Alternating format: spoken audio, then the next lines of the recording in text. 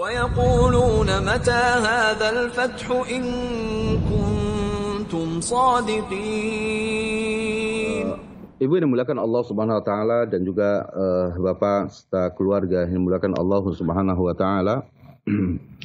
Semoga Bapak dan Ibu sekalian keluarga ya diberikan keistiqomahan oleh Allah Jalla wa ala di atas agama dan juga di atas ketaatan kita kepada Allah Subhanahu wa taala. Berkenaan dengan apa yang Ibu tanyakan atau yang Bapak tanyakan, maka kita dapati bahwa sebagaimana yang tadi kita sampaikan dalam surah Asy-Syura ya ayat 49 dan juga ayat 50, kita bisa kembali lagi kepada ayat tersebut bahwa ada ya atas kehendak Allah, Allah memberikan kepada pasangan itu anak laki-laki, Allah berikan kepada pasangan itu anak perempuan saja, Allah berikan kepada siapa yang Allah kehendaki memiliki anak keturunan yang memang punya laki, punya anak perempuan juga. Tapi ada yang waj'al lakum aqima. Allah jadikan kepada mereka itu aqim. Artinya dia tidak memiliki anak atau belum dikaruniai ya anak. Berkaitan dalam masalah ini kita dapati misalkan kita dapati Nabiullah Lut alaihi salam, beliau hanya dikaruniai anak-anak perempuan. Nabi Lut tidak memiliki anak laki-laki.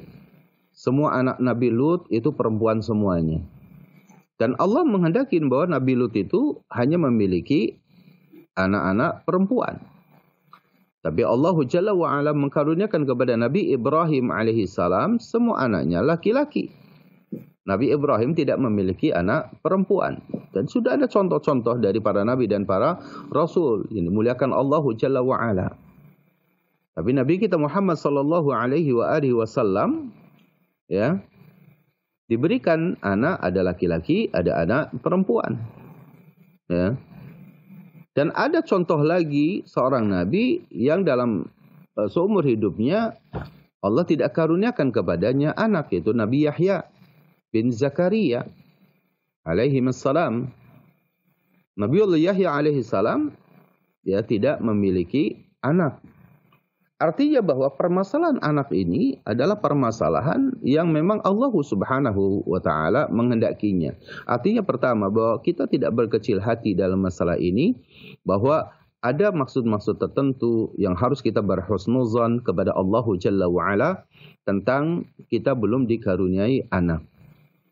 Bisa saja bahwa bisa jadi kita perlu merujuk ya kepada surah Nuh. Ya, apa yang mesti kita lakukan? Ya, bisa kita merujuk pada surah Nuh ayat 10 ya, kemudian hingga ayat 12 misalkan ya. Ayat 10 hingga ayat 12 ketika Allah Subhanahu wa taala mengatakan ya, berfirman pada ayat ini, faqultu istaghfiru rabbakum innahu kana ghaffara. Ya, maka ya aku mengatakan, yaitu kata Nabi Nuh alaihissalam kepada apa? Kepada umatnya, istaghfiru rabbakum, beristighfarlah kalian kepada Rabb kalian. Artinya perbanyaklah istighfar kepada Allah Jalla wa ala. Ya. Innahu kana ghaffara, sesungguhnya dialah Allah Jalla wa ala yang maha pengampun. Dengan memperbanyak istighfar ini, apa salah satu faedah dan keutamaan kita perbanyak istighfar ini? Coba kita lihat pada ayat yang ke-11-nya. Allah katakan, yursilis samaa'a 'alaikum midrara. Artinya Allah akan berikan ya rizki, berikan karunia yang banyak. Allah akan berikan berbagai macam apa yang diminta oleh kita. Allah akan turunkan dari langit untuk kemaslahatan kita dengan kita memperbanyak istighfar kita kepada Allah.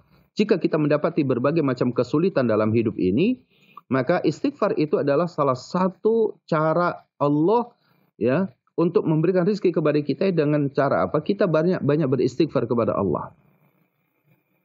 Dan dari sini juga faedahnya adalah apa? Bahwa yang menghalangi atau salah satu yang terhalanginya rezeki itu sampai kepada kita karena banyaknya kesalahan, mungkin banyaknya dosa, atau karena ujian yang sedang Allah berikan agar kita meraih pahala yang banyak. Maka dengan beristighfar kita kepada Allah Jalla wa'ala, ya, dan kita banyak beristighfar kepada Allah Subhanahu wa taala, maka Allah akan apa? Allah akan berikan kepada kita dari langit. Yursilis sama alaikum midrara. Lalu kemudian apa kata Allah? Wa yumditkum bi amwalin wa banin. Allah akan terus berikan kepada kalian apa? Harta dan anak-anak. Melalui faedah ini pada ayat ini, bahwa istighfar yang banyak, maka ini ada salah satu cara kita untuk meraih anak, meraih keturunan. Itu juga dengan memperbanyak istighfar kita kepada Allah Jalla wa'ala. Sebagai bentuk apa? Sebagai bentuk penghambaan diri kita kepada Allah Subhanahu wa ta'ala.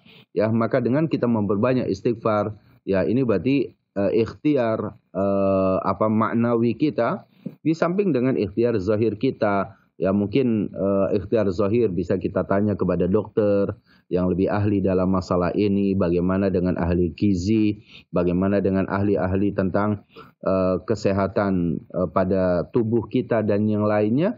Tapi lebih dari itu yang sangat dianjurkan dalam agama kita adalah bahwa istighfar itu akan mendatangkan rizki dalam bentuk materi maupun rizki dalam bentuk anak. Dan wa yumditkum bi amwalin wa banin.